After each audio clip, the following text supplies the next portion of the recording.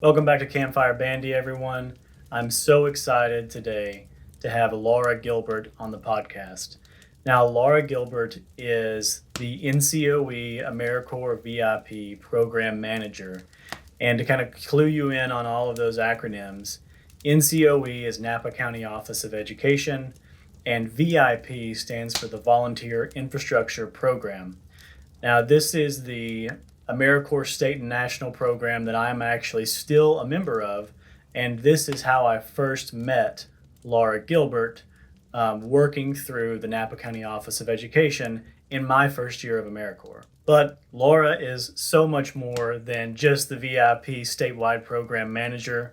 She is also an introvert and an empath and a seeker, and in my opinion, a wonderful, wonderful leader. And in this episode, Laura tells us how she grew into that person through many different turning points in her life.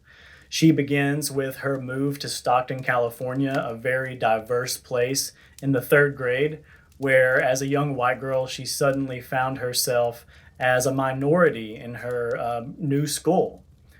She then discusses her decision to drop out of the University of California, Santa Cruz in her freshman year. And she kind of outlines how that was really the first time that she had to admit that she was unhappy and make a decision to make a change and do something about it. She then tells us about going into the AmeriCorps NCCC program, the Conservation Corps program, and how that impacted her view of volunteerism and how it affected her career trajectory going forward. And finally, she tells us about becoming a mom and how that has continued to teach her so much about love and empathy and compassion.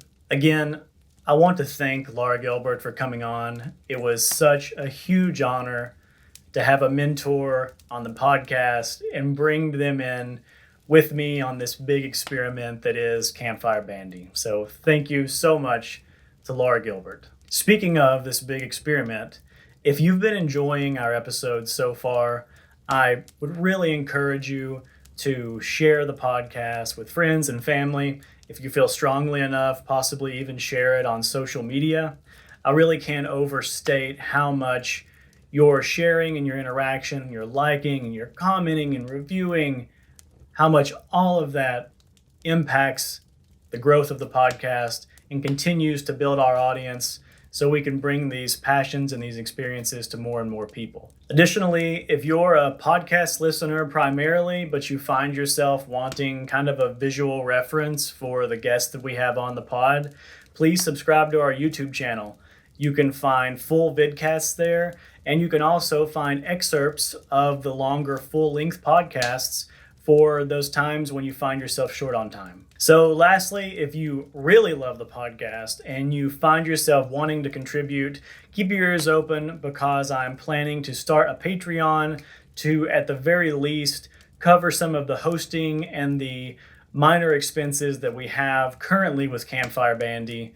However, if that is not something that you're able to do and you still want to support, I really cannot tell you how much sharing and liking both the podcast episodes and the YouTube episodes helps out the growth of the podcast. It really helps us expand our audience, and I just want to thank you so much for your support on either front. So, with all that said, let's get into the show. Again, this is Laura Gilbert.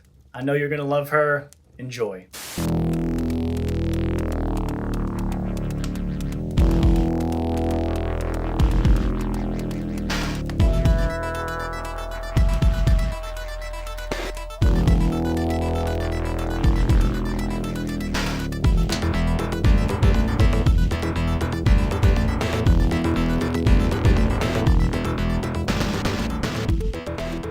Welcome back, ladies and gentlemen, to Campfire Bandy.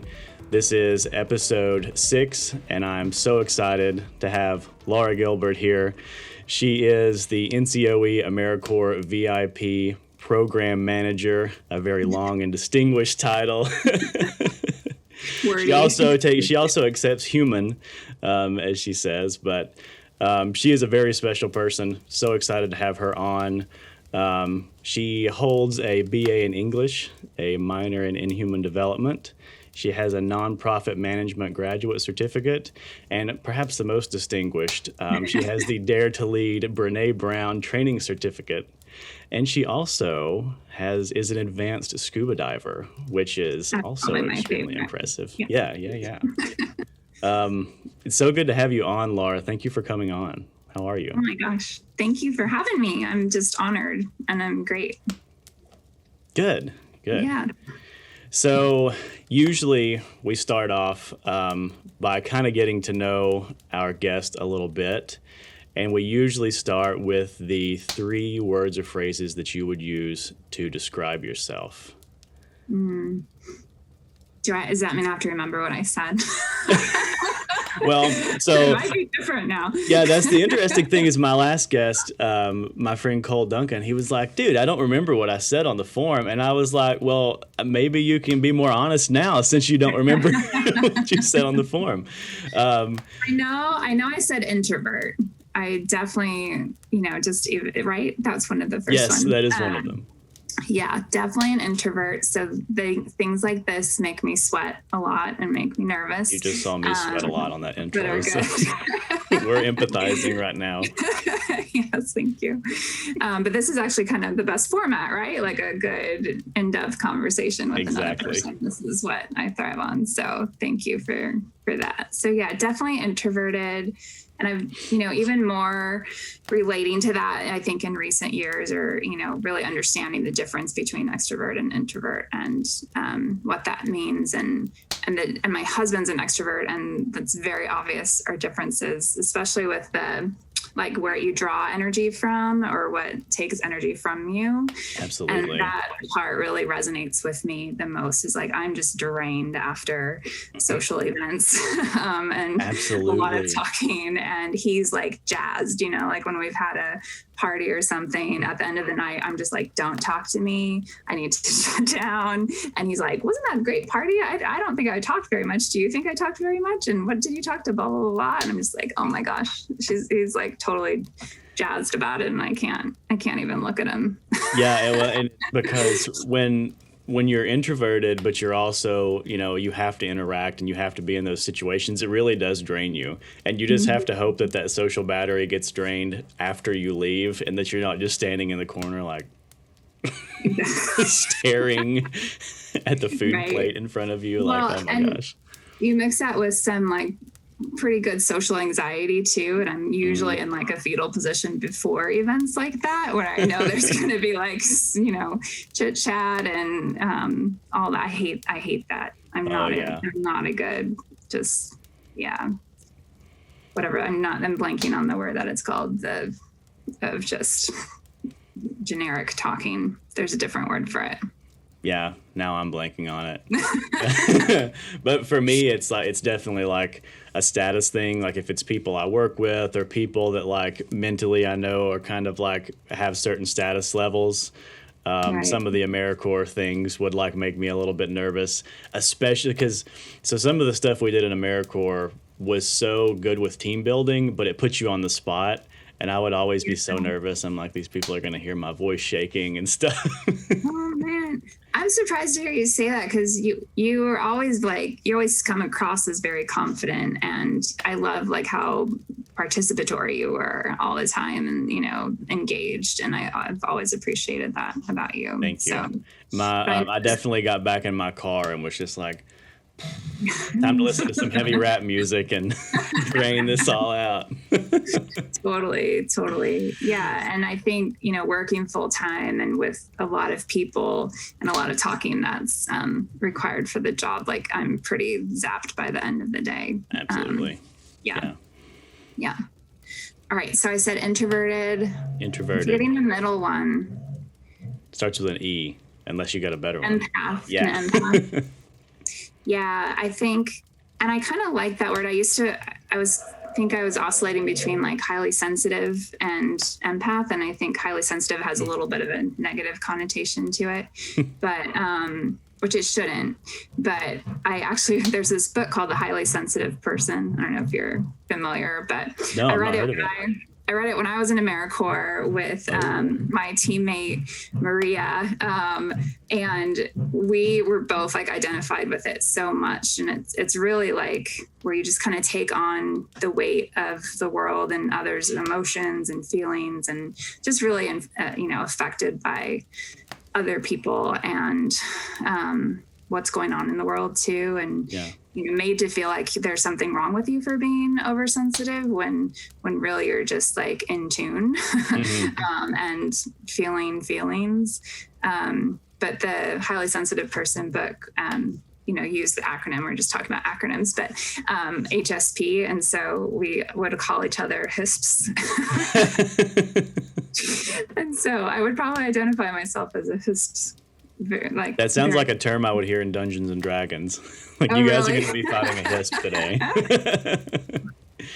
That's really cool though, because I definitely empathize with that. I think for me too, like empath has always been kind of associated with this like mythical, just like way that you are.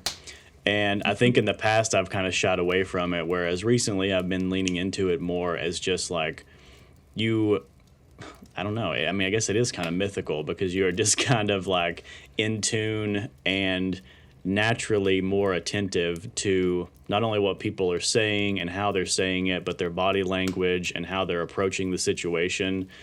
And I mean, I'm sure I learned, active listening and things going through my social work program, but I've always been able to pick up on things like that. So it is an interesting concept.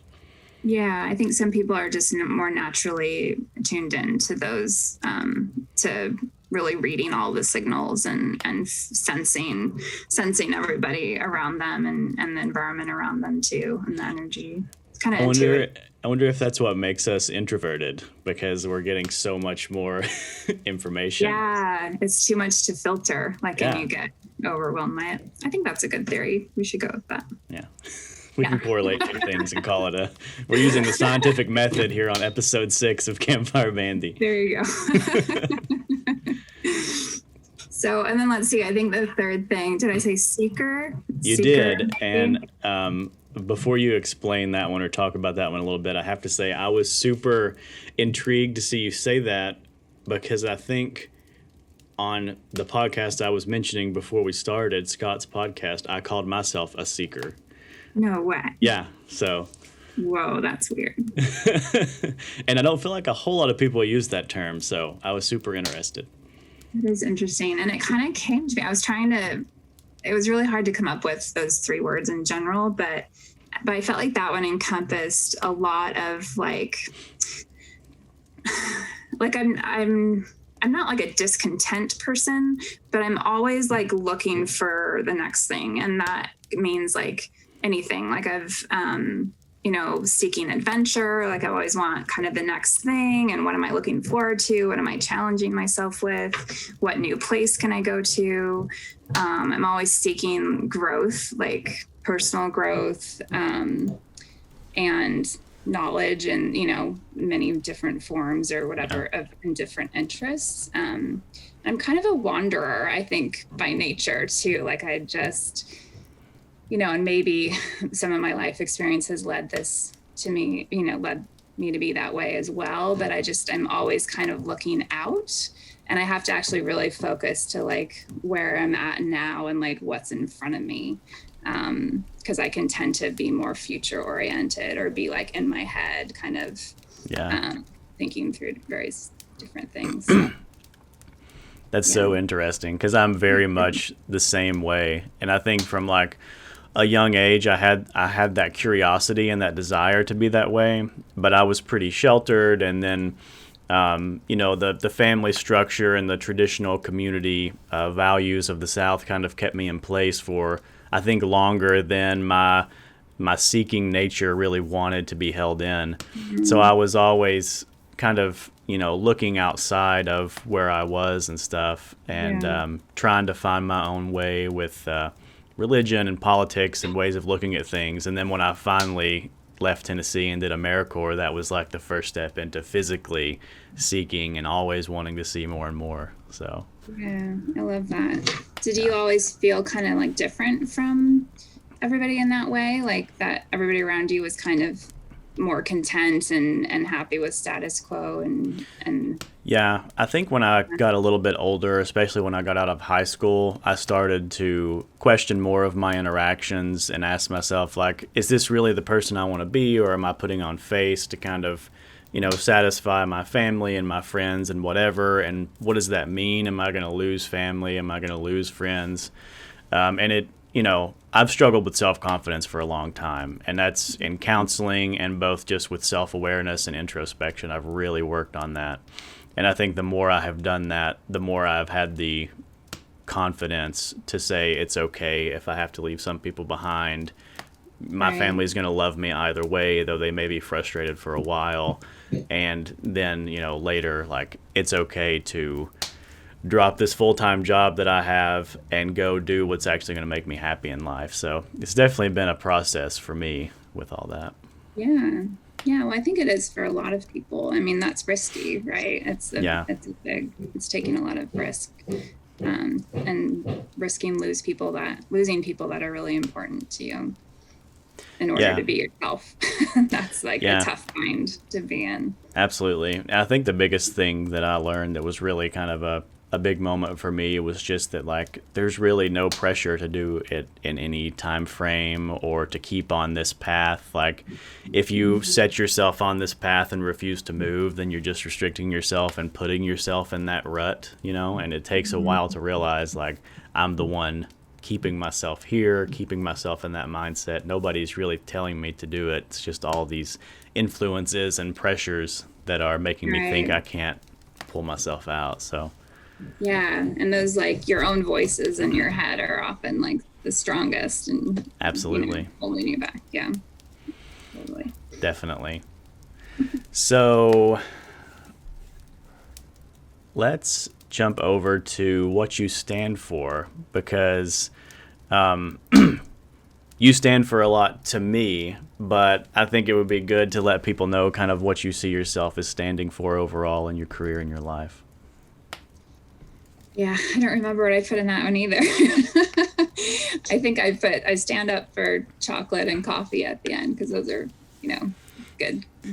It sounds like those were the most important parts. So. Yeah,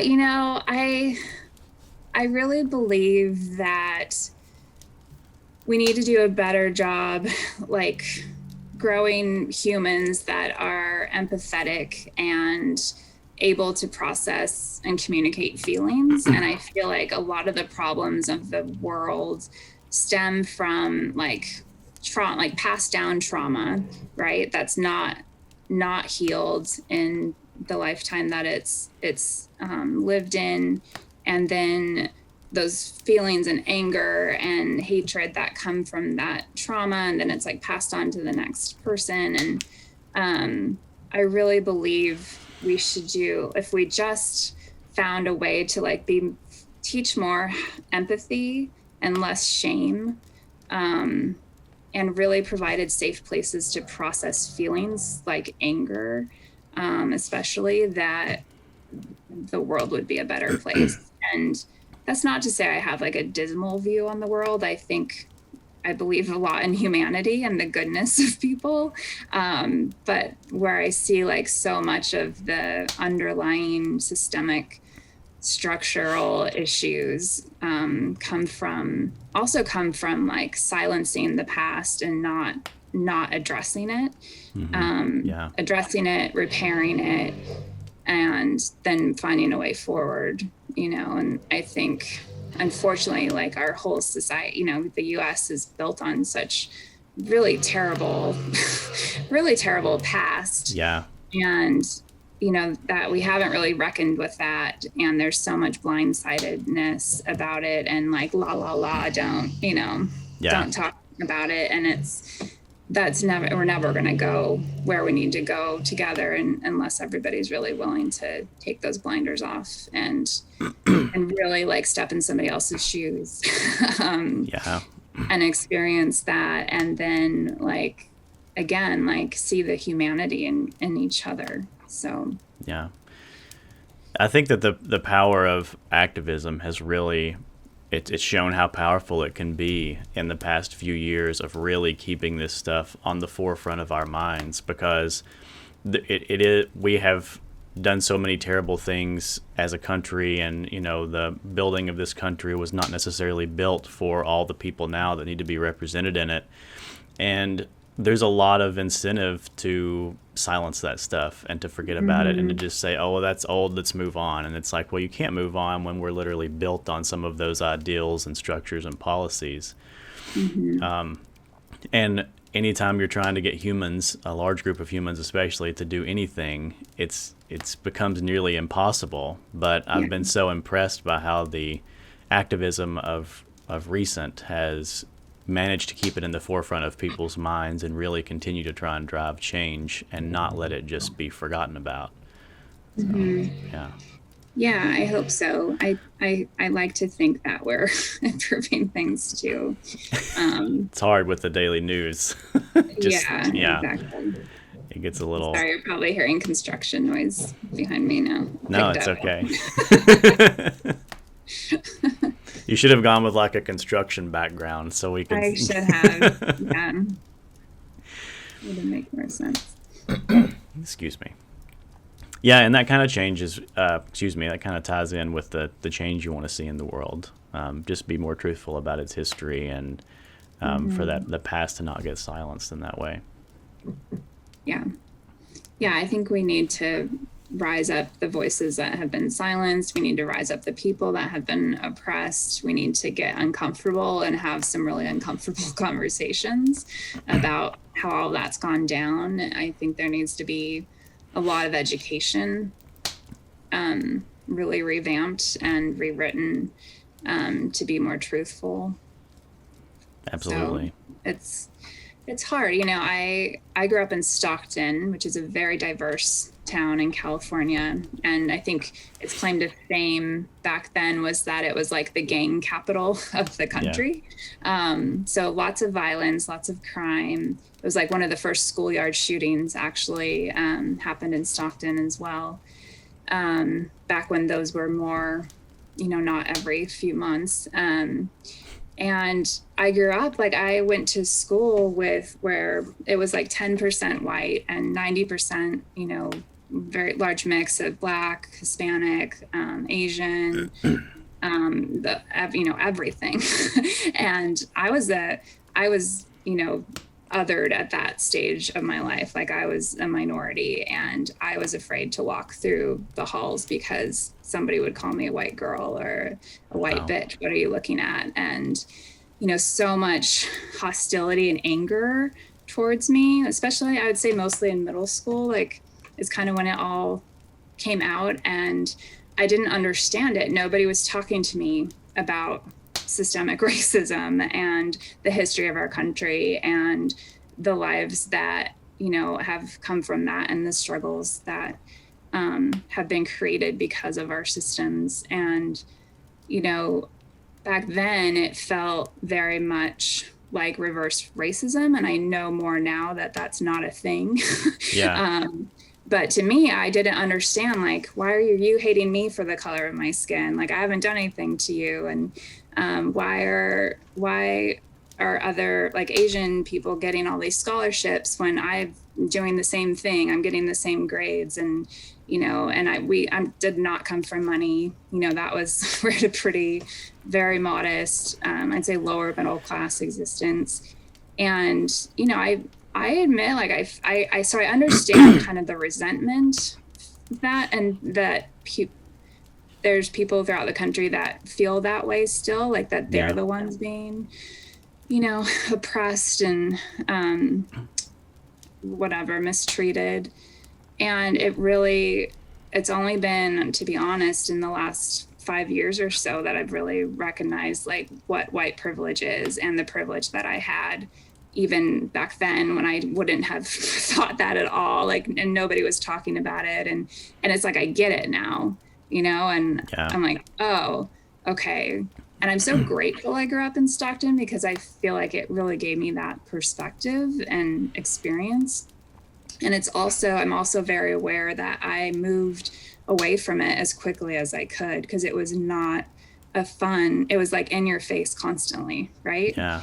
And what I realize now is like I had that choice to move away from it, to make race not a constant issue in my life. And, you know, when you have brown skin or, you know, gender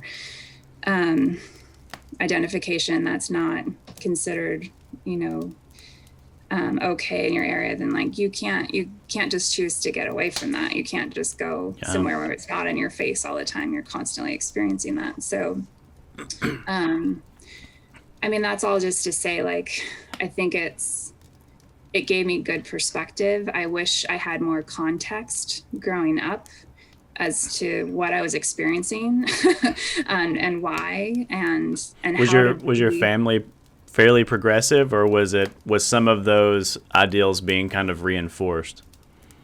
I would say my family's like not progressive and not conservative either. They were kind of like not involved in politics or social issues at all. I would say, like, not that they didn't believe strongly or have strong beliefs, but they were very wrapped up in their careers. Both of my mom and my stepdad were both musicians, as well as the rest of my family structure. They're all musicians and performers. And so it was all about their music and performing. And like, that's what they felt their contribution was, you know, to society, was through the arts.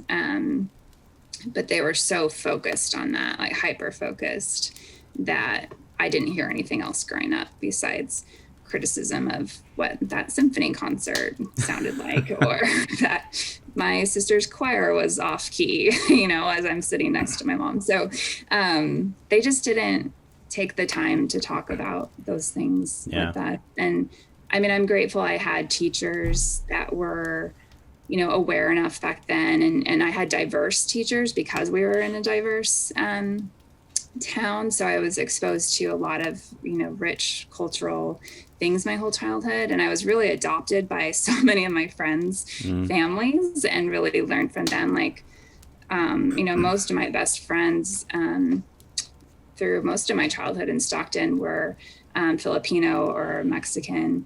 And, you know, they've just welcomed me into their families, welcomed me to their church, fed me food all the time, like told me I was like I was like brown on the inside, which was like the hugest compliment to a white girl growing up in Stockton. And I fell in love with their cultures and learned so much from them. And I grew up feeling like I didn't have any culture. I was just white. I was just like, what is white? It's nothing. And I really felt different and othered in that way, like that I didn't have that, you know, rich family life, steeped in tradition, and, you know, lots of family members around that would, you know, do those traditions as a family. And I was lucky that I was welcomed into those circles by so many of my friends and their families, and I'll always be really grateful for that. Wow.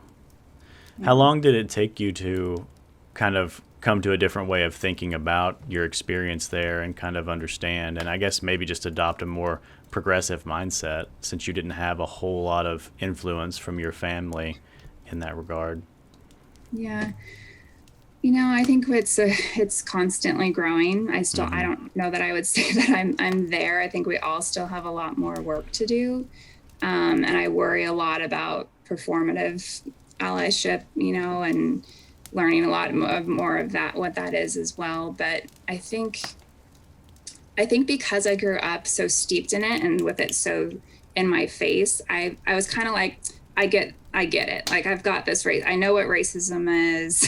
I know that it's systemic. Like, I understand it, right? Like, I don't need to do any work. And I've been there, done that, experienced it myself, kind of feeling. Yeah. And really, like, unconsciously kind of put it aside. And, you know, I've in my 20s and 30s, and, you know, I traveled and lived a bunch of different places, and you know, many of them diverse, many of them not diverse at all, and then ended up landing in a very non-diverse town, which is surprising to me and something that I still struggle with.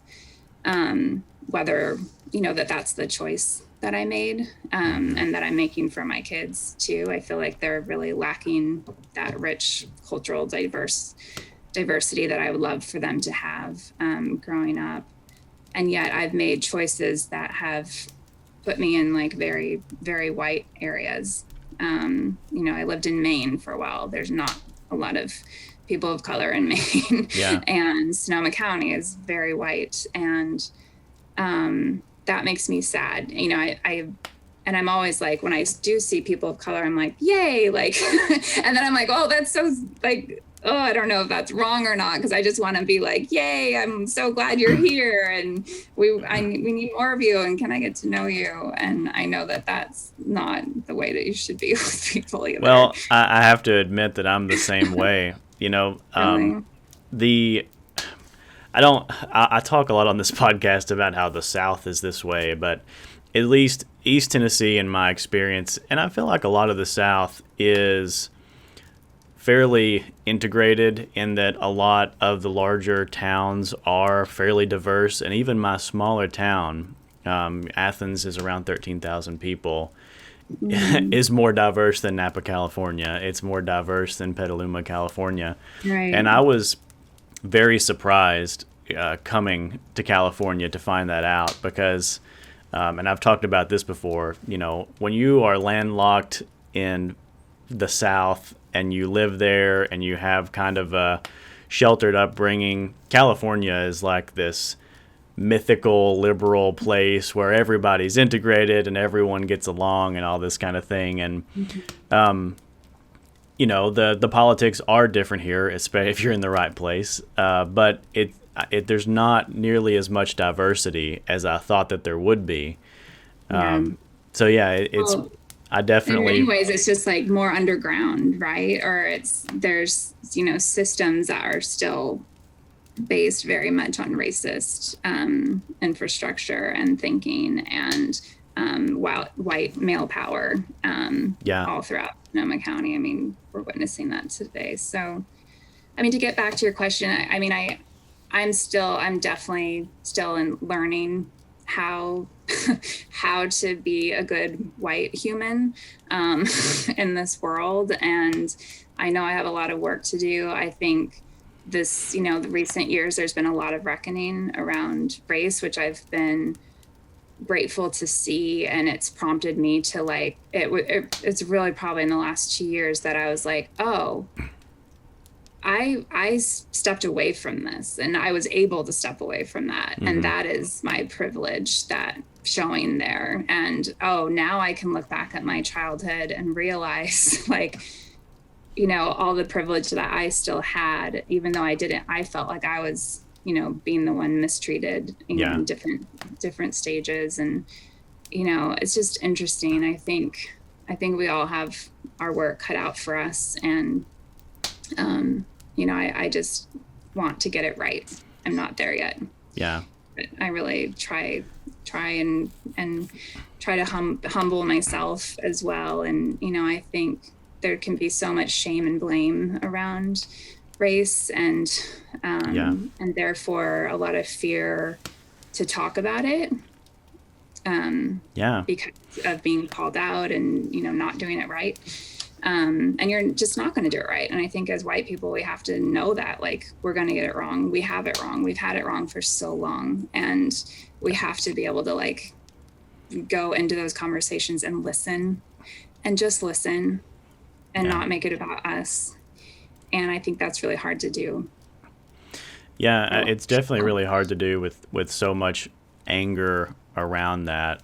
I think it makes it very intimidating for people that still don't quite understand. We've just talked about performative allyship, and you kind of, leaned in a little bit to some white guilt concepts. And there's people probably listening that don't know what that is, but are too intimidated to ask and to understand because it's such a touchy topic that people don't really have at their disposal any kind of avenue or platform or group of people that are willing to, listen to them say something extremely ignorant understand that they're still here to learn at the very least, and then help them try to do better going forward, Yeah.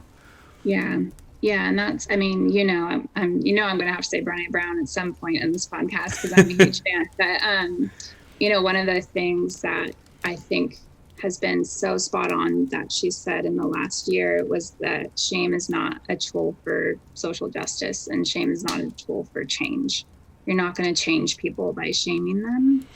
And I think until we realize that, and that we can really sit down with each other and see the humanity in each other while you disagree and while you have to explain, different sides and different points of view. And we have to come to that table with an open mind and not our defenses up. And, that's the work. And that's what I would love to see more in the world is really intentional conversations.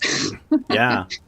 Uncomfortable conversations. And they have to be intentional and uncomfortable because, it's just in your experience, you would come to the table understanding your privilege. But a lot of people would look at that situation and say, well, no one deserves to be bullied no matter what your race is. And that's true. You didn't deserve to be bullied, but, you can't blame other people and say this is reverse racism. And also, it's impossible to remove your race and the racial dynamics that were going on in that situation from it. So one of my favorite mentors from back home, he was my counselor and he was a teacher for me in my program. He always says that almost everything is a both and situation. Exactly. You cannot, if you try to separate the two, then you're going to miss something, and you're trying to make something black and white, and almost everything is shades of gray. Yeah.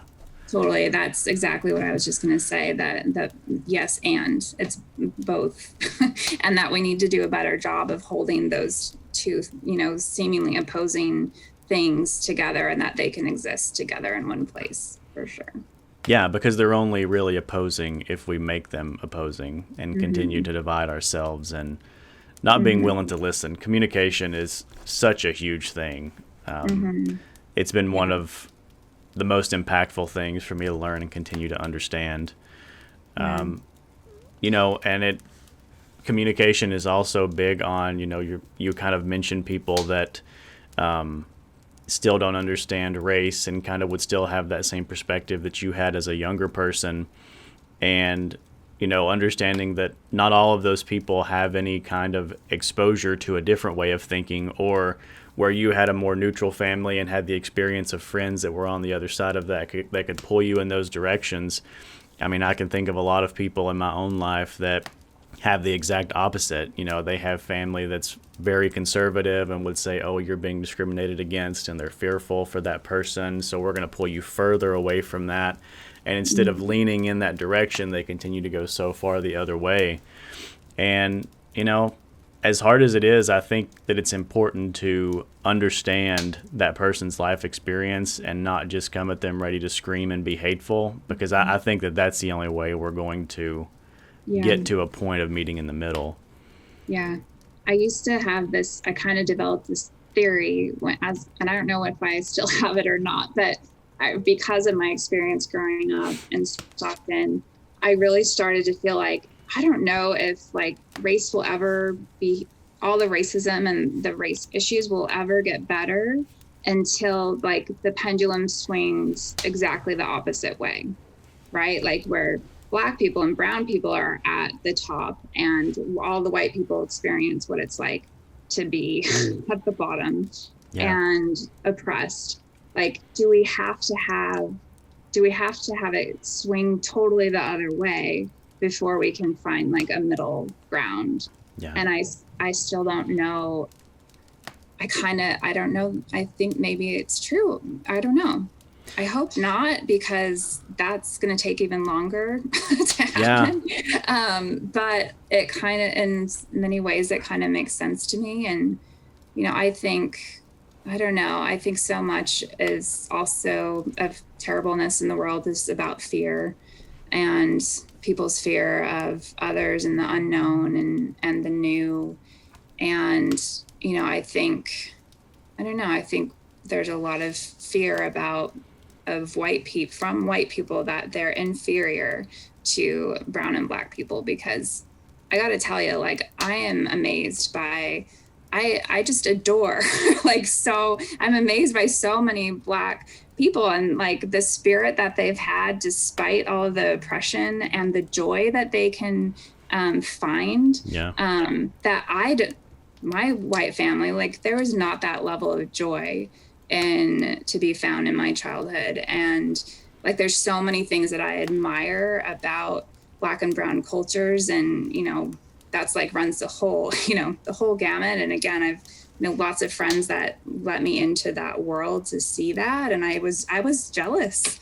I was jealous of all my friends that had that. And I don't know, I kind of wonder sometimes too if that's part of it, that that white people don't have an identity, a cultural identity at this stage, unless it is like an extreme identity, right? Of like, the white supremacists. I don't know. I think we're all kind of lost, and I shouldn't speak for everybody, but I know that I feel that, and I don't know what to do about it all the time either.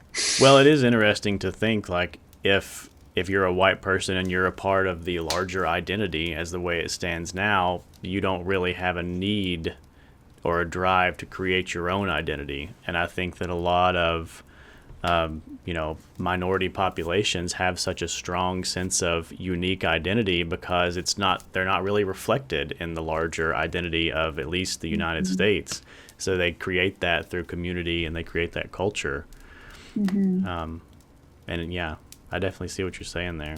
I think I just really grew up like not wanting my identity to be determined by my skin color, because it didn't feel fair to me back then, and I don't think it is fair for anybody. And then it's finding identity, finding belonging and connection, which is just crucial for all of us. It's like, how do you do that? And people find that in all kinds of ways, Yeah, absolutely. And I think that there's a lot of people that kind of dodge the race question by saying we should all just be equal, skin color shouldn't matter or whatever. But, that doesn't change the fact that that is the reality. Right. And we can all get to a place of, closer to equality and closer to understanding one another, and kind of look at something like, a mosaic where everybody's individual cultures and whatnot are appreciated and valued and accepted. Right. And seen. Everybody just wants to be seen and validated, and you can't just gloss over that or whitewash it. Like we try to, so many try to, and it's nothing's going to get better until we really see each and every one of us and love and accept that. You know? It's a shame that humans have to do things the hard way. Because I think that to a large extent society is reflective of the way that individual humans act, and the journeys that like myself and yourself have gone on, not to conflate our stories, but it's hard to ask yourself hard questions, and a lot of people just don't take the time to do that and to be introspective in that way, because it pretty much immediately gets hard to criticize yourself and think about why you act the way you do and things like that. And it's easier just to push that to the side, and it's really hard to get people to explore those things. I think as humans, like we gravitate towards comfort, or can, and many times, and it's uncomfortable. You have to be willing to get uncomfortable. And I don't know, maybe because I never had like a great deal of comfort or like safety growing up, I would say, like maybe it's have a lot of survival mechanisms and independency to do that. And that's, I don't know, it just goes back to the seeker piece, where it's kind of like I was never happy with like my status quo, and I was always looking to like what's next, and how can I get better, and how can I be a better person, and what do I need to do? Where do I need to go from here? And kind of a lack of I don't think I'm like naturally a content person. Yeah. Like I think there's always something more to do or different to look at. I definitely feel that. It's refreshing, but also maddening sometimes. Yeah. Absolutely. Yeah. So that was a good discussion about one of your life-changing experiences, your move to Stockton when you were in the third grade. So it seems like the next thing that really kind of set your life in motion towards a different direction was your decision to leave UCSC in your freshman year. Can you talk a little bit about that? Yeah, so my whole childhood growing up in Stockton, I wanted to be a marine biologist. So that was like my answer to everything. And, in my family, it was very important to know they're very achievement oriented. And it was very important to know, like, that's who you were, right? Like my mom's a choral singer and pianist, and my stepdad is a trombonist, and my sister was the violinist, and I didn't play an instrument. I did gymnastics and sports because I didn't want to be critiqued by my family. And so I had to do something completely that they had no idea, how to critique. It's a smart move. Yeah. As a kid to be like, oh, I get this. Yeah. So I don't know, early on, I, probably like a lot of girls, my daughter, definitely went through kind of a mermaid dolphin stage. And mine was more dolphins and whales and, just always really, I just wanted to work. I wanted to work at an animal trainer at SeaWorld or be a marine biologist and work with marine mammals. And my room was adorned with ridiculous amounts of dolphins because that's the only thing my family knew about me. And so they got me all dolphin stuff for 6 years. So that's all just to say I went to UC Santa Cruz, which is University of California of Santa Cruz, because I know that if you don't grow up in Santa Cruz, you don't necessarily know the UC abbreviation that we all assume everybody does. So, because they have a great marine biology department, and it was about, I guess, a 2-hour drive from Stockton. So not that far. I mean, I wanted to go away. And college was always a known thing that in my family, you just go to college, you don't really question it. So I went there to study marine biology, and within that they're on a quarter system. So within the first quarter, I had to take a biology class, a math class, and maybe an English class. I don't remember. And I was looking at my, they have your 4 to 5 year schedule of classes, and it was 80% science classes, right? And I was kind of for the first time, I'm I don't know if I really like science. I don't know if this is really, and I was meeting all these people that were taking these awesome sounding classes like poetry and photography and drama and all these electives. And I had zero room for electives in my science degree, right? And so, in fact, I remember that biology class, I had to do a scientific observation and I went in the redwoods and watched a frog, a little frog in the woods, and tried to write a paper on it. And it came back with all these red lines on it. And in the column, it said, not scientific fact. Cause I was the frog was really happy. I just made a story up about the frog basically and the frog's life. That's just the way my mind works. And so it was just this is not scientific, do over. I totally got an F on this paper. I never gotten an F in my life. So I wouldn't say that paper was the pivotal moment of maybe I'm in the wrong degree, but looking back, that was one of the indicators that should have been a red flag. There are many other factors to leaving Santa Cruz, including it was the first time I just didn't find my people. I had never had a hard time making friends before, and I had a really hard time there.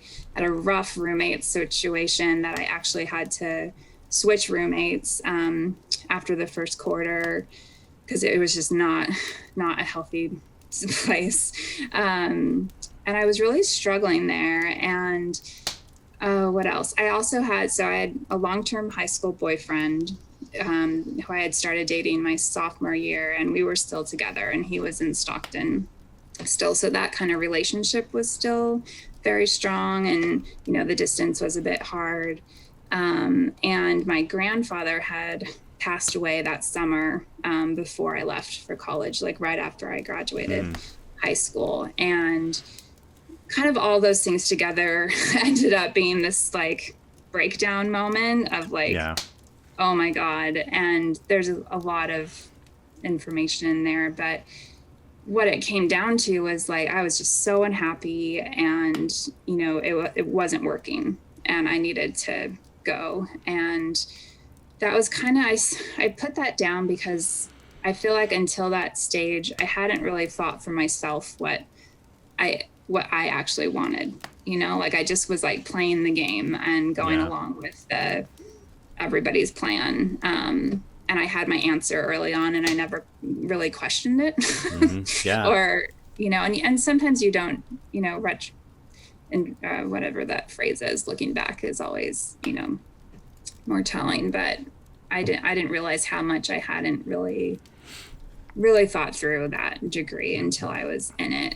And then all those kind of coinciding factors, you know, but to leave college, you know, I graduated high school pretty top of my class, you know, high expectations for success, I would say. And, you know, to go to college away from Stockton was kind of a big, I guess, a little bit of a status symbol and expected. And to come back from that, and, you know, it was just like feeling like I had failed at going away to college, basically, and feeling a lot of shame around that, and feeling shame around, you know, not knowing at the time how much the boyfriend factored into that. And I didn't want to be that girl, you know, that couldn't be away from her boyfriend. And, you know, it was just a big life decision.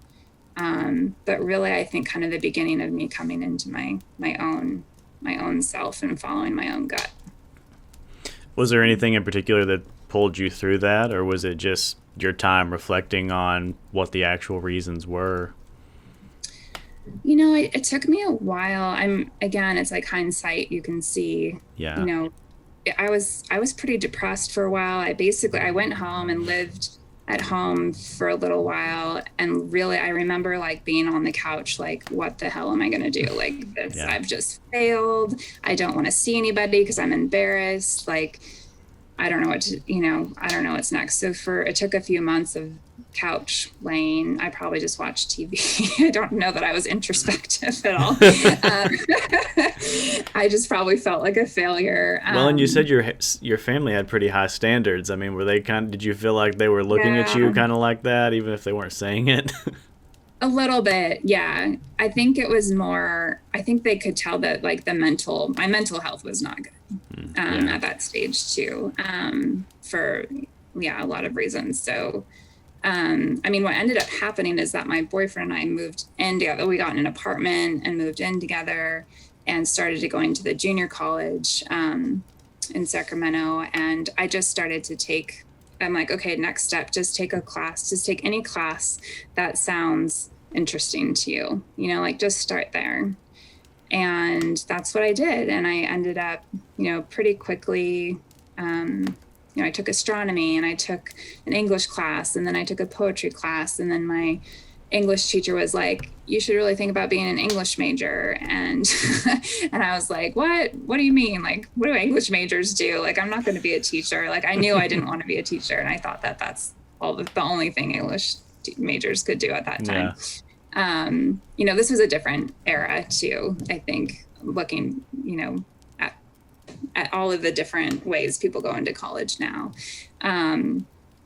So that's just kind of, it took that, I don't know. And I broke up with my boyfriend during that time when it became clear that like I was moving forward and he was kind of staying where he was. And like I said, I'm not a status quo person. And it was really hard on both of us. There was a lot of love there, you know, first love. So it was hard for both of us to say goodbye, but we also knew it was the right thing. Yeah. So, yeah. I don't think I answered your question. You did. Well, yeah, you did. I mean, just talking about that experience of of leaving. And I mean, I read your little piece and I really empathized with where you said it was the first time you were able to admit that you weren't happy and change it, because that's been my experience a few times when I was still in Tennessee, but really, I really had that moment when I was working full time, and I kind of had everything figured out. I'd played the game all the way up until the like end game, and then I was like, damn, this really sucks. Like, I'm not happy, and I've not given myself the time to think outside of what I thought I was supposed to do.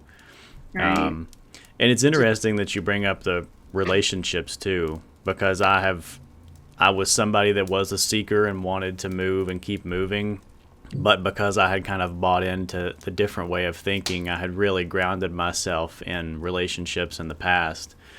And it wasn't until I kind of had to ask myself if I was happy that I became a little bit more hesitant and thought a lot more about the relationships that I was getting into, especially moving out here. Yeah. At some point it just became like I did junior college for a while, and I did all my general GE requirements pretty quickly, and then was like, oh, maybe an English degree would be a good thing. Like I like all of those classes, like those all sound interesting to me. And it really became clear like that was my path, and that I didn't know how I would use it, but I knew like I would figure that out later, right? And that, just get the degree and then figure out what to do next. And I knew it would help me be in my communications and writing skills for whatever I decided to do. And I just know, like, with the boyfriend, it was like he kept kind of being drawn back to Stockton and kept thinking, in the past a bit. And I was ready to go to Davis and go to college and finish the degree. And it was just like, I don't think this is, I think this is the time that we need to both move on. And, it wasn't until I remember so clearly, like, I think my first day at UC Davis, when I became a student there, I was like, in the Greenway Arboretum area, this beautiful garden that's there and walking path. And I just remember sitting there and being like, this is where I meant to be. Like, and I never had that feeling at Santa Cruz. I always felt so uncomfortable there, and like I didn't belong. And something about Davis and my journey to getting there, like I just knew it was like, yes, I made the right choice, and like now I'm here. Now I'm where I'm supposed to be. And it sounds like it was more of your own journey. It was more of a journey that was kind of driven by your own decisions. Yeah, it wasn't predetermined or decided by like my 11-year-old self that wasn't very informed. Yeah. It's so crazy how the inner child makes so many decisions for us until we become aware. Yeah. Yes. The inner child is a very real thing. That is a whole other podcast. Absolutely. Yeah. I've done a lot of inner child work. Yes. Well, me too. Yeah. But it is so cool that you followed your passion, because I've learned so much in the past few years about just like there's so much truth to, if you follow your passion, you're going to find success, because it doesn't matter if it's a degree that you don't think can go anywhere or some training that you don't think is going to be valuable. If it's if you can do something with it, and if you have the motivation because you're passionate about whatever that subject is, you're going to take it somewhere. Yeah. And that's your job as a young person, is just to like follow, like, what are you curious about? What like makes your heart sing? Like, go explore. I've already told my kids, like, they're not allowed to go to college thinking they know what they want to major in. Like they're expected to go and explore. And I don't want them to think they have to have it all figured out. My daughter, like, for some reason I don't know where they get this message in society that they like have to know what they're going to be in their life. And like, she's 10 and she's like stress crying about like not knowing what she wants to be when she's older. And I'm like, where is this coming from? Like, this isn't coming from me. Like, I never talk about this. I never ask, like, what do you want to be when you grow up? And you have to figure it out. Like, it's kind of crazy to me. And I feel like that's so wrong. And I think we need to do a lot better with raising our young people to just be curious and empathetic and human and explorative and risk-taking, and adventurous, and then to like trust themselves that they'll figure it out. Yeah. Like they'll figure it out. And so many don't get the space for that, right. Because I think, unfortunately, a lot of parents, I'll say, don't really look at their kids as having a lot of autonomy, but kids are smart. Mm-hmm. And kids are so aware. Their own people. And just because they don't know how to, explain things and talk through feelings that they're having does not mean that they're not still experiencing that. And totally. They soak it all in. It's been breathtaking to see just what my kids soak in from the world. And you're like, especially things that you're like, you think you're not, that you're kind of shielding them from, and no, they still suck it in. Really are sponges. Childhood development just like blew me away as a course. Yeah. It changed the way I looked at my own experience and the way I act now based on experiences I had, and the way that I want to raise my kids and be so much more cognizant of what they're taking in. Yeah, definitely. Yeah. So from UCSC, you had another experience that's very cool and pretty close to me because I have some friends doing it. You went into AmeriCorps NCCC. Yes, I did. Yep. So after I graduated UC Davis, I didn't know, again, like English degree, like had no clue what I wanted to be. Everybody was asking, like, what are you going to do after college? And are you going to, like, whenever you told people back then that you were an English major, they'd be like, oh, you're going to be a teacher. Again, I was like, no, I'm very clear. I'm not going to be a teacher. I like kids. I'm an introvert, and I would be completely drained. Yeah. If I was a teacher. So, well, and again, so much of that pressure of, oh, what are you going to do with that? Yeah, but what's your plan? Exactly. What are you going to do? What's the plan? Yeah. Mm-hmm. Yeah. And I think, well, I learned about AmeriCorps in one of my children's literature classes, which was one of my favorite classes at Davis. We had an awesome teacher. And for some reason, I had AmeriCorps and I think Peace Corps representatives come in and talk about it. And I had heard of Peace Corps, but I was interested, but it felt like a really big leap that I wasn't quite ready for yet. And so when they were talking about AmeriCorps, this is going to date me too, but they kind of described it like road rules with service, which back then, the Real World was the first reality TV show. Oh, and then yeah. Road Rules on MTV. Just came back recently. They did a reunion. It was so cool. And then Road Rules was like the spinoff of that. So it was like Real World on a road trip, basically. And I had followed the show, like we all watched MTV religiously back then. So I was like, ooh, Road Rules, like sign me up. Like, I love that. Because I was so fascinated by those shows because this is actually one thing I kind of do geek out on is like group dynamics. I get sucked into terrible reality shows because of the group dynamic aspect of it. So I think humans are fascinating and they can be beautiful and ugly people with each other. And just how everybody works together is just amazing to me. But I totally lost my train of thought. Anyway, so Road Rules, I was like, yes, that's the answer. Service, I'll go do that.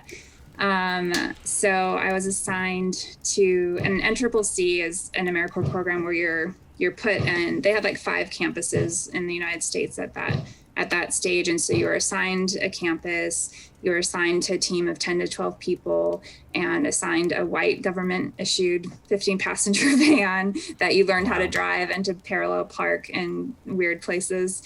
And you traveled together with your team and did service projects throughout the region. So the first year, we did projects in like Vermont and Massachusetts and Maryland. We tutored kids in school. We like pulled weeds from trails like for weeks. We cleared the woods for a summer cabin, summer camp to be built in Vermont, like just a variety of projects. And I really I've always been kind of a hands-on, like active person. So I really liked that, even though there's definitely a lot that was not fun to do, like pulling poison ivy from fences. That was not fun. Yeah.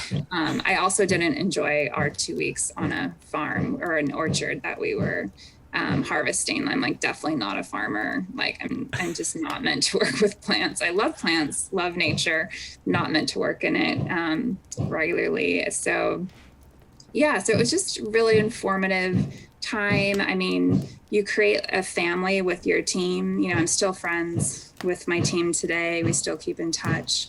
It's a very powerful experience.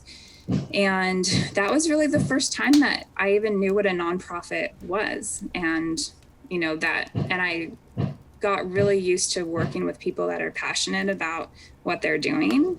And I just started to see that everywhere we went, and like, wow, you can do a lot of good in the world. Like nobody's talked about that as a career. Like, where was that on the college degree? Like, do good degree. Yeah. And I just really took to it. And after a year of AmeriCorps NCCC, I still didn't know what I wanted to do next. I wanted to just keep going. I liked traveling. I liked seeing different places and experiencing them, and really getting to know the communities too that we served in. So I signed up to be a team leader. It's actually a support team leader position in California for their Sacramento campus. And so I did another year. And that year I did more office, like support work for the teams that were out in the field. But I did lead a disaster team to a fire response in Arizona. And I led a team. We developed the wildland firefighting team there because they hadn't had it there yet. And me and another leader started that up with the local Forest Service and led a firefighting team, which is like the hardest job I've ever had. Like, talk about like the most physically tiring job. That's it, like hands down. Yeah. Yeah. I So bet. wildland firefighters always bow down to them. Yeah. Shout out to them. Really hard work. Really hard work. Yeah.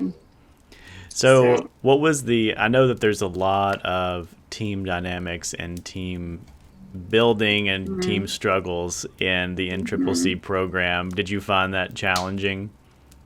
Oh yeah, for sure. And, being an introvert and being, and a HISP, of course, as we discovered during that year, it was hard to find your recovery time, right? Because you're just always with other people, and you kind of learn that about yourself, that you like, that's hard for you.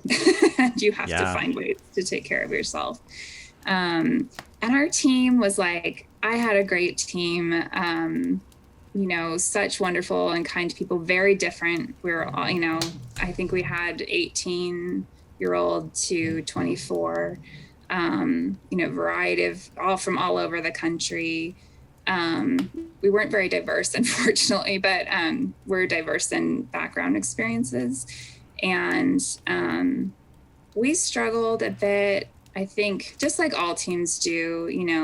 Our team leader, always meant well, but was also like learning how to be a leader. Yeah. And, many of us had different opinions on what that should look like at various times. And so that would be challenging. And then, AmeriCorps has a lot of rules. And so in your 20s, you're like constantly pushing against those rules and trying to push the envelope. And so we were always, if you didn't, and I've always been a little bit of a rule breaker. Like if I don't agree with the rule, then I have a really hard time following it. But that being said, like I'm kind of a straight and narrow person, but if I don't agree with a rule and nobody explains like a good reason for it, I have a really hard time like following it.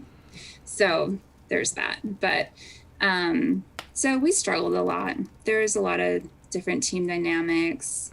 We went through all the different stages of team dynamics. Our team leader struggled with like wanting to be our friend, but also, doing all the rules and feeling like he had to be kind of this authoritative figure. Yeah. I think, I haven't talked to him much too. I probably struggled the most with him, to be honest. And that also goes to a future chain of, I think, challenging challenges with male authoritative figures. Yeah. In general. So some of that's me and my stuff, and then some of it was his own stuff that he hadn't quite worked through too. So I take ownership for, I was probably that like team member that thought they could do it better most of the time and yet wasn't in that position. And so I should have probably been a better follower. Yeah. And supporter and less of a like, I don't know, you're not doing it right. You're like, this sucks. Yeah. Like, I was pretty negative about him. Well, don't tell me what to do. Like, yeah. I do not respond well to that. So that did not go over well when he would try to be like, "Brr." It's an interesting dynamic because my friend who is in NCCC currently, she has the most issue with her team lead. And I think it seems like, because I've not been in NCCC, but it seems like there's so much pressure and you're so drained and stressed out and you just go that like any authority figure trying to push you to do something different than what you're already just wanting to do kind of already sets you up for that conflict. Yeah, that could be part of it. I mean, and you get worn down for sure, because you can have some long days and you can't get away from each other. Like you literally have to eat, sleep, breathe, work with each other. Yeah, it's an intense program. Yeah. So, and it's a peer leadership setup, and peer leadership is really hard.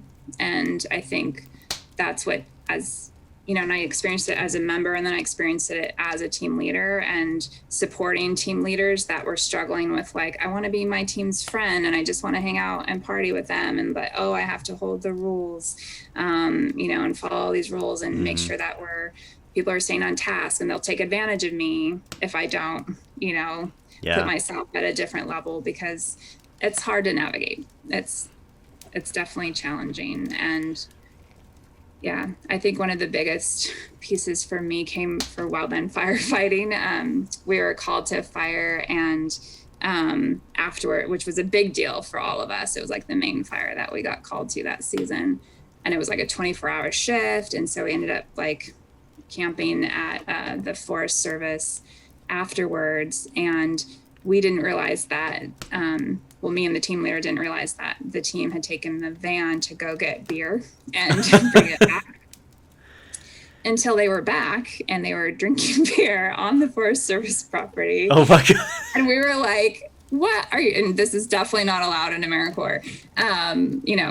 Underage drinking and government vehicle, like alcohol transportation, like many, many factors wrong. And my team leader, my co-team leader, and I were just like, when that happens, like your first reaction is just like pissed, because now you have to do something about it, right? Yeah. Like, and you thought they respected you, and like now that we're all in this that together. Boundary. Yeah. And like, why would they put you in that position, And so you're first just pissed and angry, and it's mostly because you have to do something about it, and then you have to decide, okay, what are we going to do about it? And that risks putting you in position of like, you didn't do your job as a supervisor as well. And so, but I feel really good about how we responded to it, because my team leader and I stayed in our integrity with it, and we reported them and told our unit leader what happened, and many of them got in trouble, and that's like you're dismissed from the program offense, basically. And we were at the end of our year, so it wasn't like a total thing for them, but it was still a big deal. But I remember one member wrote me a letter after that. Well, he was dismissed from it because he had driven the vehicle. And he wrote me a letter saying, thank you for holding me accountable for this bad decision. I went my whole AmeriCorps year getting away with everything and nobody calling me on it. And I really respect that you did that. And that has stuck with me a lot. I mean, kudos to that member for the maturity to look at it that way and not just be pissed off with me. Yeah. And also just like I go back to that a lot when I have to confront difficult situations, and that often include discipline of some kind, that it, as hard as it is to do that, and like as much as you hate having to do it and you hate being put in the position to do it, like it's actually, you're not doing them any favors by not holding people accountable. Yeah. And you're not doing your job, and you're not doing them, you're doing them a disservice if you're not holding them to what they, signed up for and agreed upon, and that to think that they can get away with breaking the rules. I mean, how many problems do we have in our country from, people thinking, and, especially white men getting away with everything.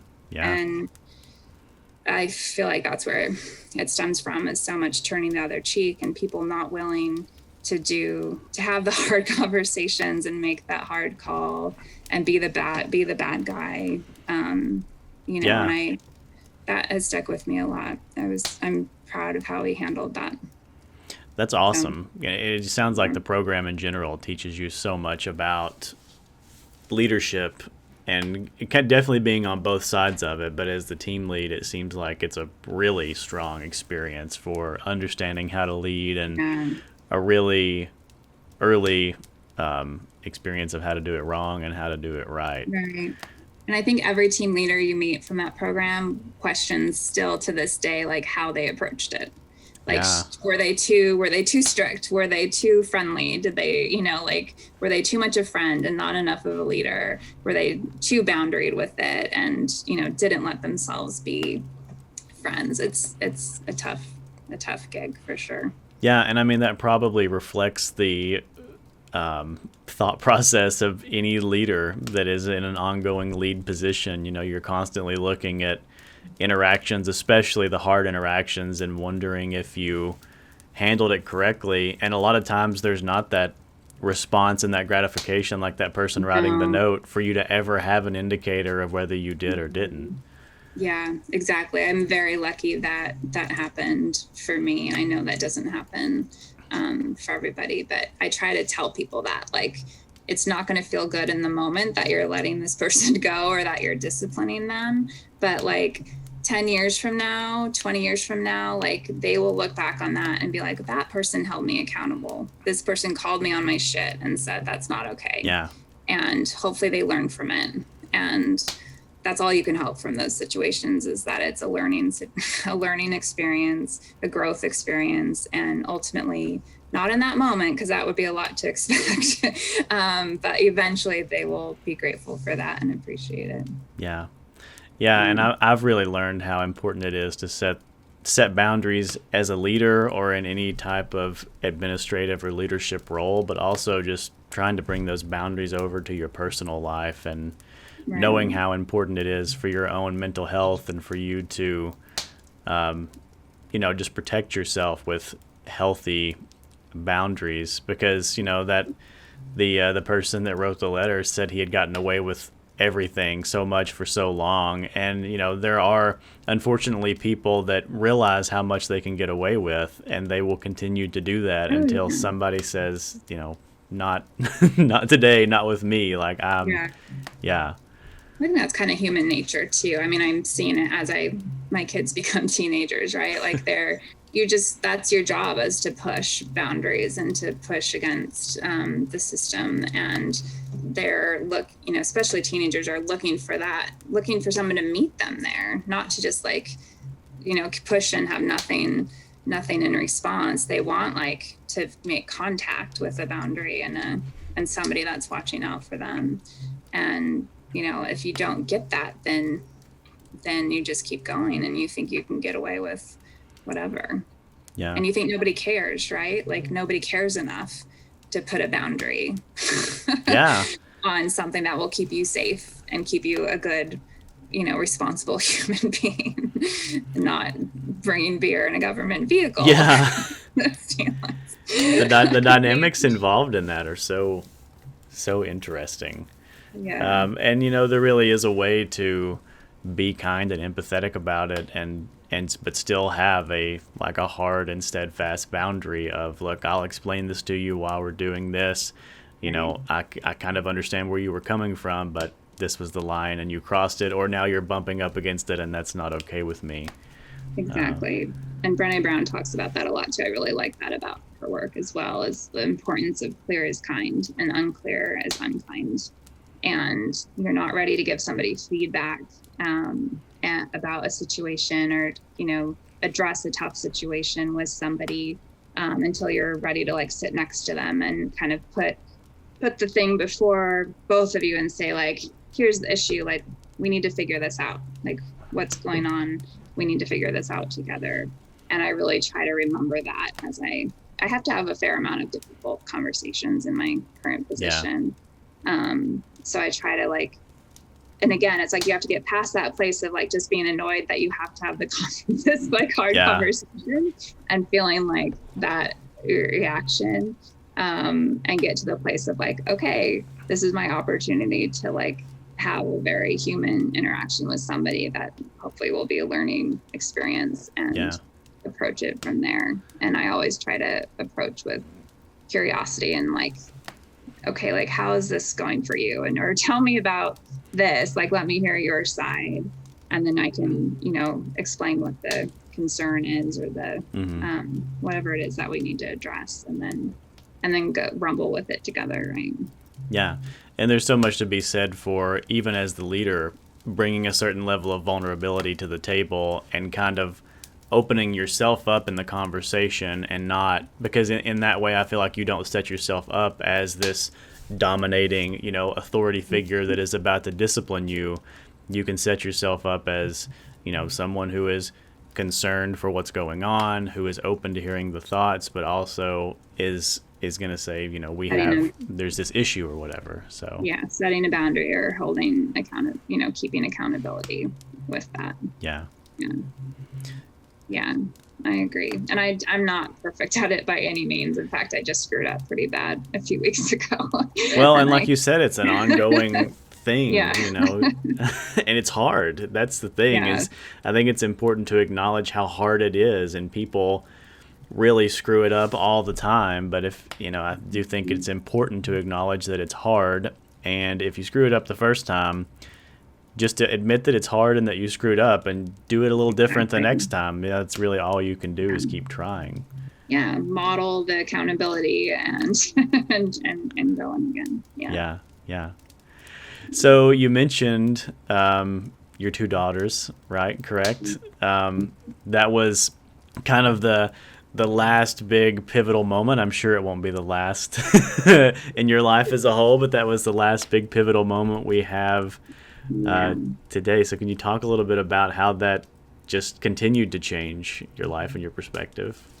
Yeah, well, I guess the first thing, just connecting back to like my identity as a seeker, my kids have like grounded me in a way that like I didn't know that it was really possible.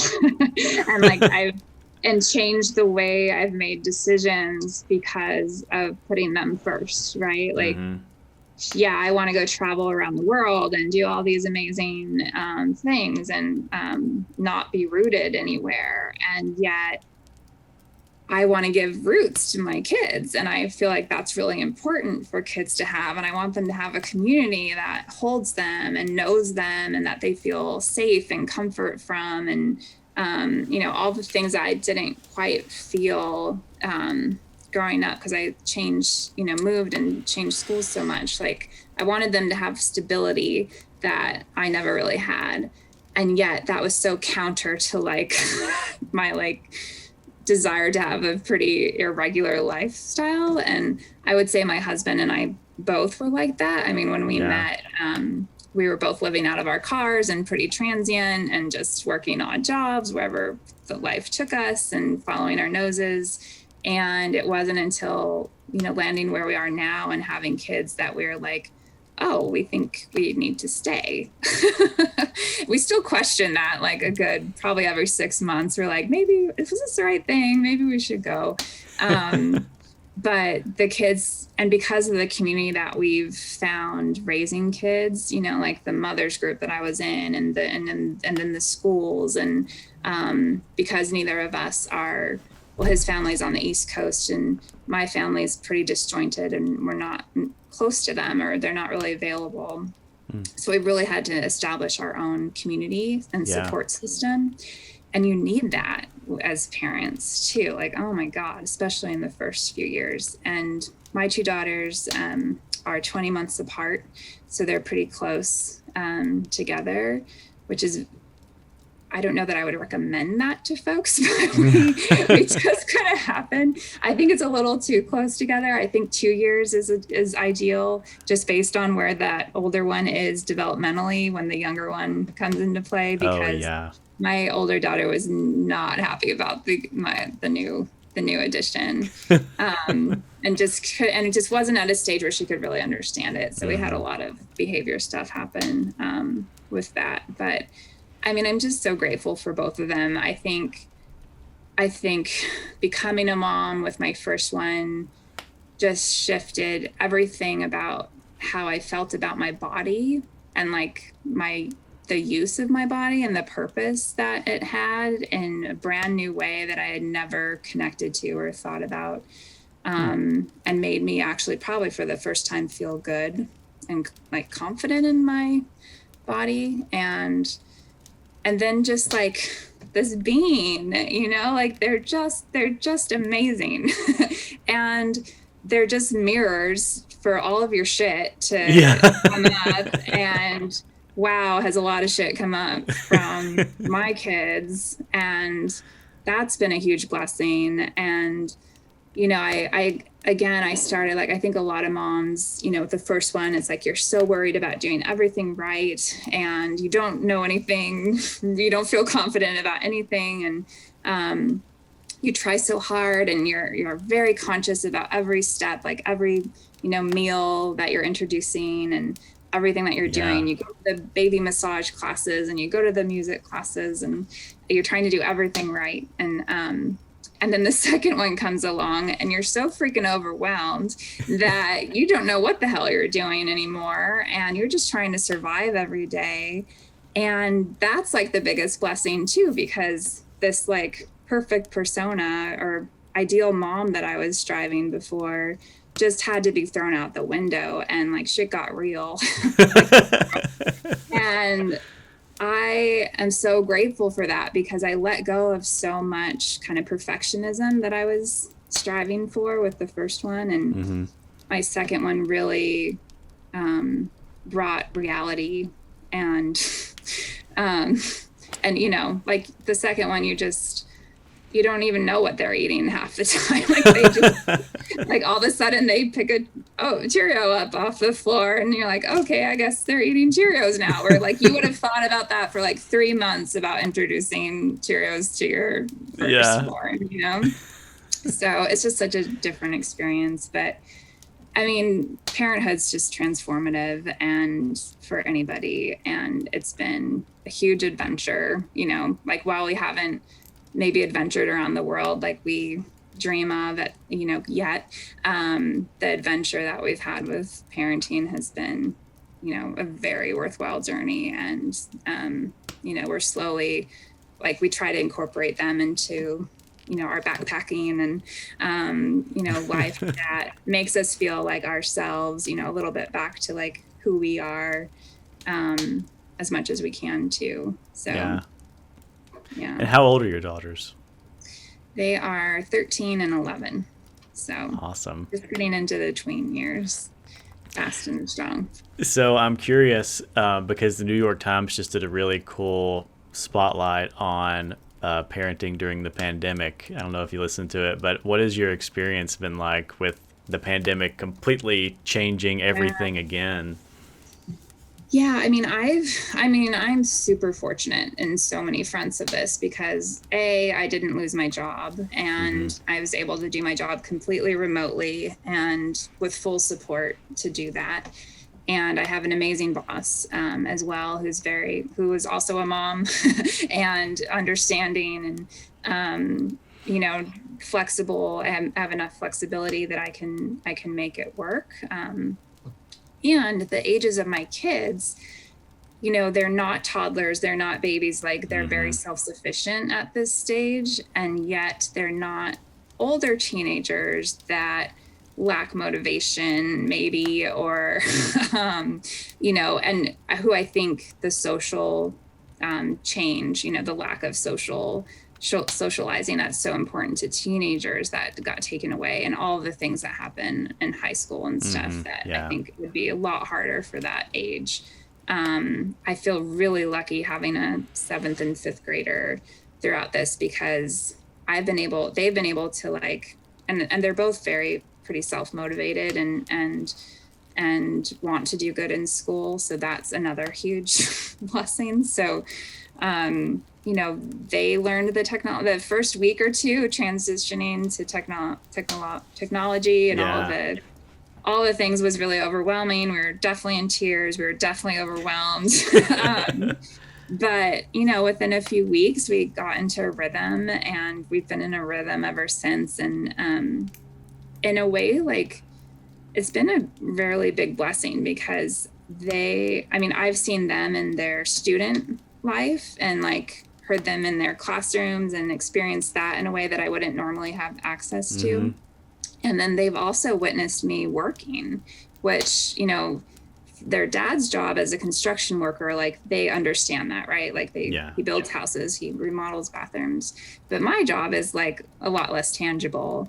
And, as much as I take them to our service days and volunteer, and I tell them about members and support, it's kind of like they don't really know what I do every day besides go to an office. And so for them to witness, like, it's been a long year with AmeriCorps responding to COVID and having to transition and pivot, and so much change. Yeah. So I've been working a lot and working pretty hard, and they've been able to see that and and understand it in a way that they didn't know before. They had no idea I was on meetings. I had so many meetings that I was like on the phone, and like so many emails, they just have a better idea of how hard I work. And I really have seen them even express like more appreciation, I think, for that, because they've been able to witness it. And even like how much my husband works, even though he's not working at the house, like they understand, because they're home all day and not just in their school land, not thinking about us. They realize like, wow, they're working the long days. And we've had a lot more family time, because that's what we've had, that's what we've had. There's been a lot of really beautiful parts of that too, like strengthening of connection, and especially at a time for my older daughter who's just getting into the tween years and is really shifting that way. I think I feel selfishly grateful that I've had a little bit more time with like an insular environment with her before like peers become the biggest thing in her life. And I tried to tell her too that I think she's actually really lucky to miss like 7th grade in person, because like who likes 7th grade? Like 7th grade is miserable. I hated 7th and 8th grade are pretty rough. Middle school, I mean, you're awkward. There's puberty, there's periods and hair and sweat. Like, and like it's just, and people are mean, because they're all so self-conscious at everything. So you just like make fun of other people, and I don't know. I just like, I've tried to tell her, like, I think you lucked out, like missing a little bit of that or delaying it. Definitely. A bit. I don't know if it'll just come back full force, next year to make up for it. Hopefully not. Yeah. So, but no, they're amazing little humans. I'm very proud of them, and it's an honor to raise girls, I think, too, and to also have 2 girls that are so different, and I see how much they are their own person, and that I have very little to do with it. Like they really came out just who they are, and my job is to support both of those. That's so cool. People. Yeah. So I don't know that everybody gets that. Like if you have one kid, I think it's easier to project like that you're causing things with that kid or creating that personality. But then when you have 2, especially of the same gender, and you see how different they are, and you're the same parent. It's the same things happening, and they're just totally unique souls. And I think you just get that in a different way. To honor that in them is important. So that's cool. And it seems like the pandemic experience has been pretty special for you all, which I think it's important to acknowledge how absolutely of a struggle it has been for so many people. Oh my gosh. But I think that it has also, on the complete opposite, been a pretty special, intimate experience for others.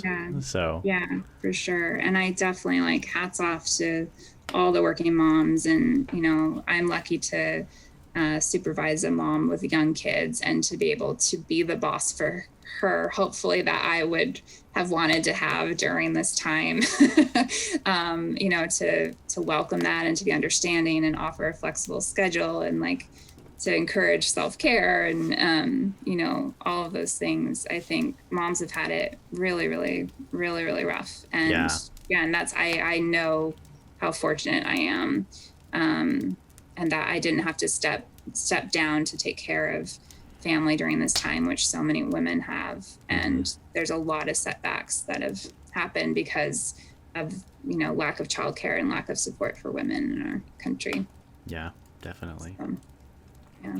Well, thinking about your two young daughters, looking back, what advice would you give your younger self? I forget what I wrote on this one too. I think one of the things that's been most important for me with my girls is that they know that they're loved.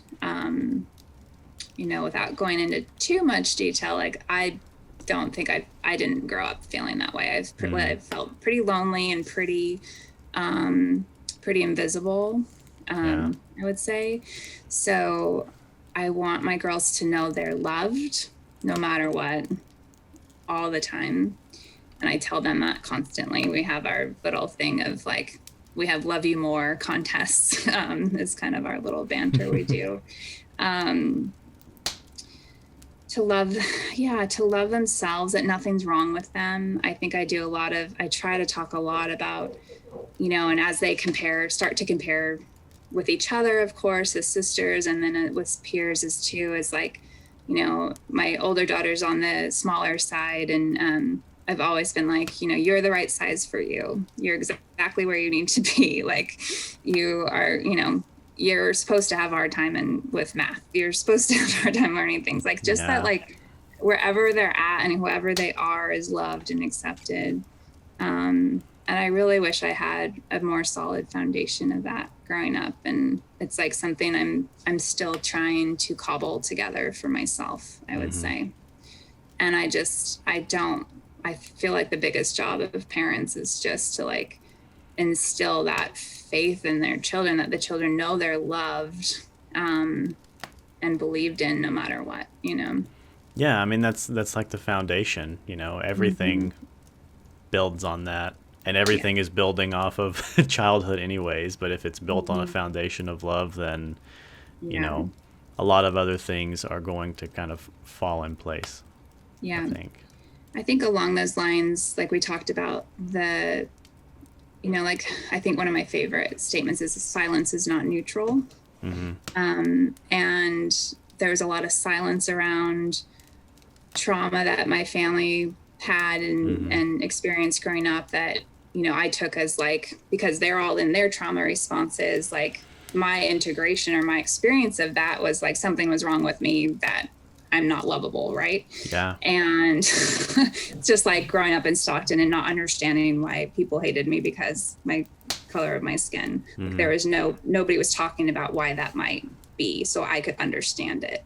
And just that messaging so I really try to talk about things that are usually go unsaid, and that so they know that it's not about them, or this isn't about them. This, I'm not crying because there's something wrong with you or that you did something. I'm crying because I struggle with depression, or I'm, stressed out about something at work or whatever it is. I think it's really important to fill in the void because otherwise, our human nature is to fill in that story for ourselves. And it's most often like something's wrong with me, right? I must have done something. Absolutely. At least that's been my experience. So I don't know how well I'm doing at that, but I'm sure trying to over communicate. They're probably just like, I probably talk too much about this thing. They're like, we get it, Mom. Okay, we know you love us. Stop saying it. Well, and I mean, I feel like you bring that energy to most conversations that you have. I mean, not necessarily making everyone feel like I love you, but, making everyone feel heard and appreciated, and like you're valuing this interaction. And I think that is so important. And kind of to reflect back what you said with like past trauma, I've had several guests on that have talked about trauma, from domestic violence to sexual abuse to suicide, experiencing, the suicide of someone they loved. And, there's just so much to be said for not letting that be silenced, and letting everyone that you interact with, giving them the space to show that they're appreciated and that you are glad to be interacting with them. And I think you do an amazing job at that. Oh, that means a lot to me. Thank you.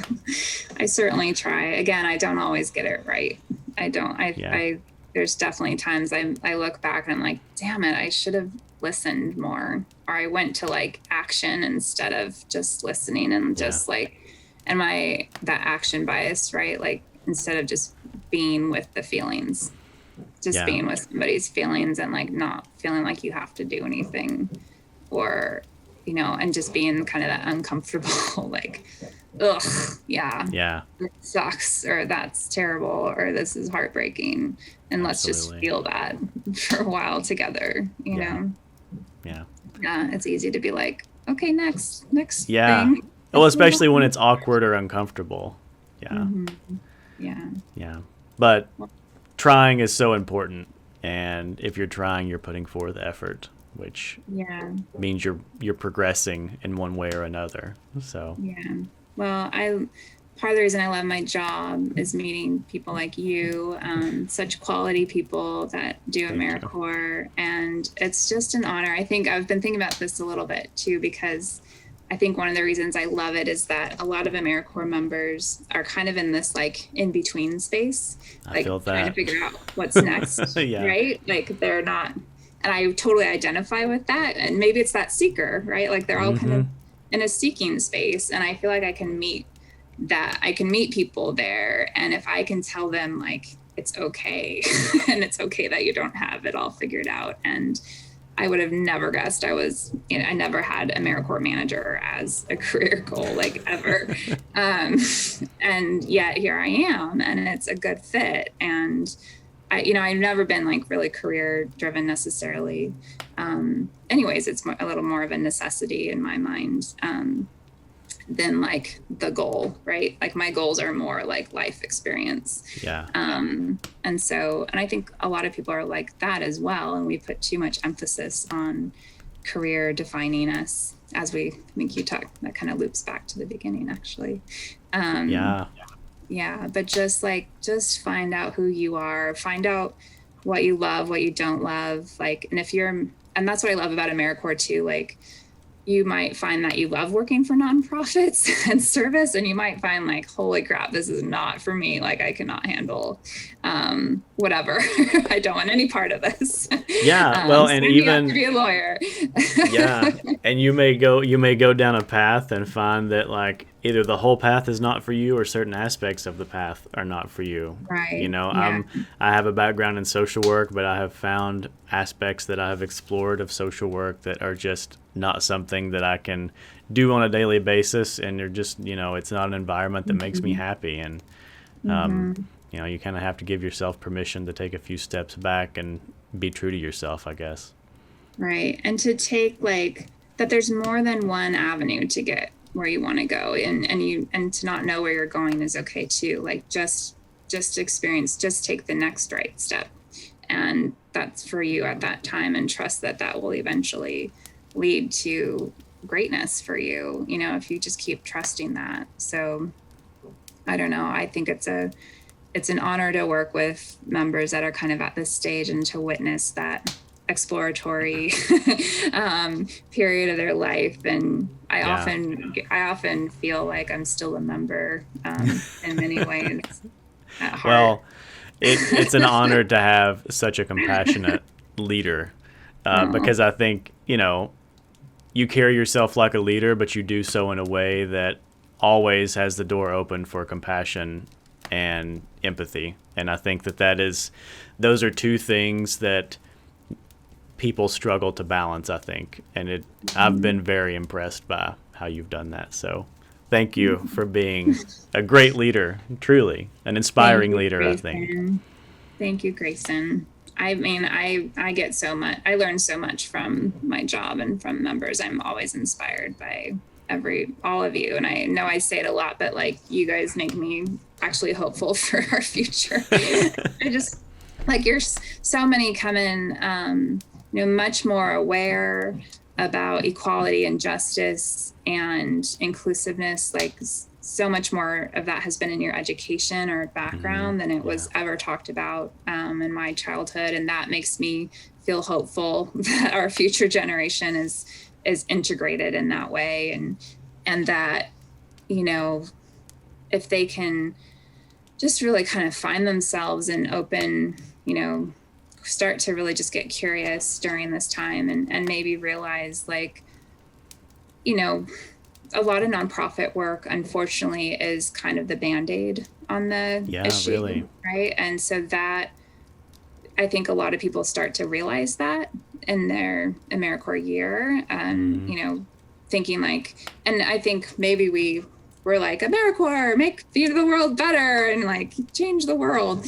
And it does in many small ways, but I think a lot of people realize, like, okay, food distributions or getting food to people isn't fixing the fact that why people are without food in the first place. And like, how do we address the more, root causes of everything? And I think it really does open people's eyes to that. And I'm hoping that leads them to looking for ways to make more like long-term, impactful change. And I think at the same time, I feel like the focus on volunteerism and community service, we haven't really talked about my passion for community service and volunteerism, but I really do believe it has the power to bring people together. Literally and emotionally and transformatively, because you talk about needing to bring people together with different experiences and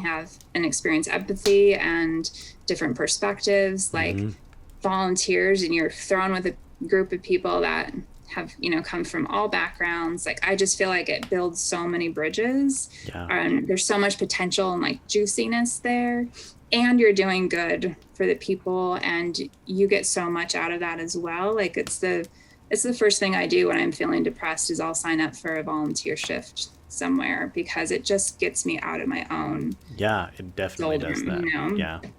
And makes me talk to other people, get out of my introverted self for 2 hours and meet somebody and hear their stories. And then I'm always just like, oh, like that was a shift in perspective. And I would have never, I learned something new about somebody. And I don't know, I think it really has a lot of potential for social justice.